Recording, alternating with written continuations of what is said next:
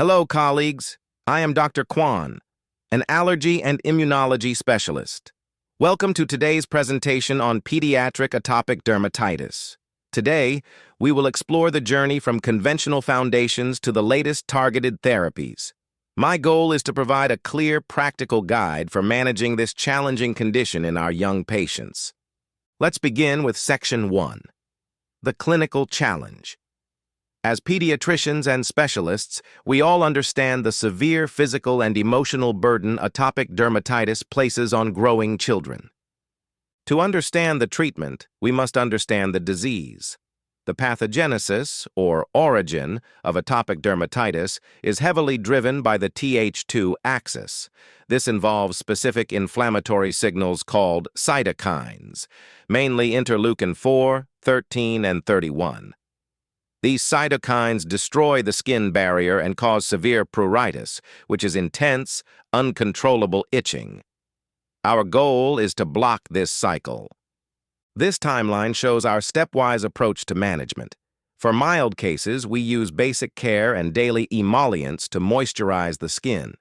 For moderate cases, we step up to topical therapies. For severe cases, we traditionally relied on conventional systemics. And finally, for refractory cases, those that resist standard treatment, we now use modern targeted therapies. Looking closely at first-line treatments, topical corticosteroids, or TCS, are the mainstay. However, prolonged use risks skin atrophy, meaning the skin becomes dangerously thin. To avoid this, we use topical calcineurin inhibitors, or TCI, especially on the face. We also use a proactive approach, applying topicals twice weekly to healed skin to prevent future relapses or flare-ups. And of course, emollients must be used every single day. When topicals fail, we historically turned to conventional systemic pills. However, these are problematic for children. Oral corticosteroids carry a high risk of a rebound flare when stopped. Cyclosporine works fast but can cause nephrotoxicity, which is kidney damage. Methotrexate requires strict blood tests due to the risk of hepatotoxicity or liver damage. We needed a better, safer way. This brings us to a major paradigm shift in dermatology. The old standard used broad immunosuppressants that suppressed the entire immune system.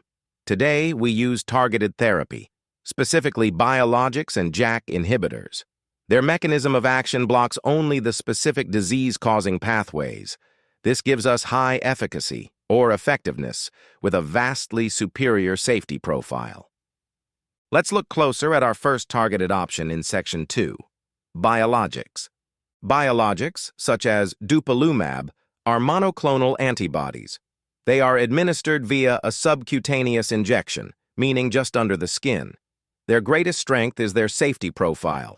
They do not require routine blood monitoring. Because they are so safe, the FDA has approved them for very young infants, starting from just 6 months of age. Now, let's move to Section 3, JAK Inhibitors, which are small molecules. The defining feature of JAK inhibitors, like Upadacitinib, is speed. Unlike biologics, they have an intracellular targeting mechanism of action. They work inside the cell. Because they block multiple cytokine signals at once, patients often experience rapid relief from itching within the first 24 to 48 hours. So, with these powerful tools available, how do we choose? Let's move to Section 4, clinical decision-making. Here is a direct comparison. For administration, biologics are injected, while JAK inhibitors are taken as a daily oral pill. For speed, biologics work gradually over weeks, while JAKs work rapidly in days. For lab monitoring, biologics require none, but JAKs require routine blood tests for liver and lipids. For age, biologics are approved from 6 months, while JAKs are generally reserved for adolescents 12 years and older. In daily practice, use this algorithm. Choose biologics for young children when long-term safety is the top priority, or if the patient has comorbidities like asthma. Choose JAK inhibitors for adolescents with extreme flare-ups, or patients with severe needle phobia, a fear of injections.